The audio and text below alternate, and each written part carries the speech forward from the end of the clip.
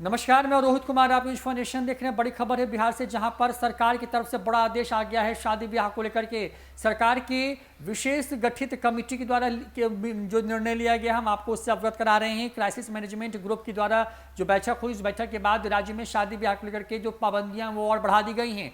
पहले जहां 200 लोगों के शादी में शामिल होने की खबर थी, उसके बाद सरकार ने जब बिहार में जो प्रतिबंध लगाए थे 18 अप्रैल को, उस प्रतिबंध में 100 लोग शामिल हो सकते थे, लेकिन अब उसको और घटा दिया गया है और अब सिर्फ और सिर्फ 50 लोग ही शादी ब्याह में शामिल हो सकते हैं। और इसके लिए भी जो है सख्त निर्देश जारी किए गए हैं कि डीजे पर पूरी तरीके से रोक होगी, यानी कि कोई भी म्यूजिक से जुड़ी हुई चीजें वेन्यू पे नहीं हो पाएंगी। बैंड बाजा बारात में इन तमाम चीजों को जोड़कर सिर्फ 50 लोग ही शामिल हो सकते हैं।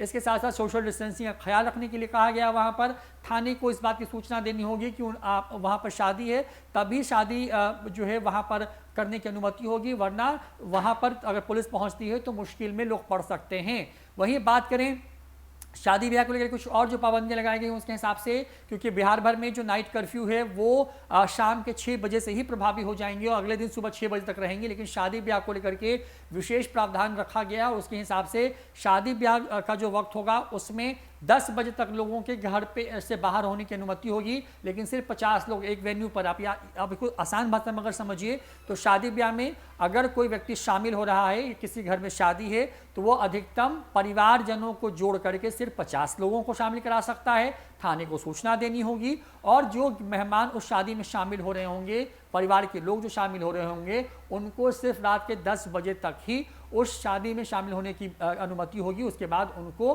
घर जाना होगा।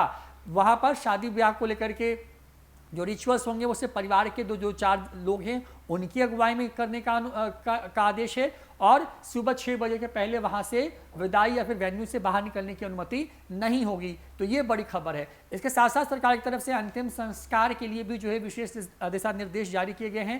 पहले ये था कि अंतिम संस्कार के कार्यक्रम में 25 लोग शामिल हो सकते हैं, लेकिन अब इसकी सीमा को घटा करके सिर्फ 20 कर दिया गया है, यानी कि एक कार्यक्रम में सिर्फ 20 लोग ही शामिल हो पाएंगे श्राद्ध और अंतिम संस्कार के कार्यक्रम में। इसके साथ साथ कोरोना से होने वाली तमाम मौतों पर जो है, क्योंकि लगातार खबरें ये आ रही थी कि सरकार से जो है वो वसूली की जा रही है, जो वहाँ पे जो घाट पे जो लोग रहते हैं वो, और सरकार तक ये शिकायतें पहुँच रही थी, जिसके बाद अब राज्य सरकार ने निर्णय लिया है कि जितनी भी लोगों की कोरोना से मौत होगी उनका अंतिम संस्कार सरकारी खर्चे पर किया जाएगा, यानी कि अब आम लोगों को कोई भी जो देय शुल्क है वो नहीं देना होगा। इसके साथ साथ अस्पतालों में ऑक्सीजन बेड, दवाओं की उपलब्धता को लेकर के भी विशेष दिशा निर्देश दिए गए हैं। इन तमाम चीज़ों को स्मूथ करने के लिए कहा गया है और इसको बहुत जल्द करने की बात हुई। अस्पतालों में बेड की संख्या बढ़ाने पर सहमति बनी।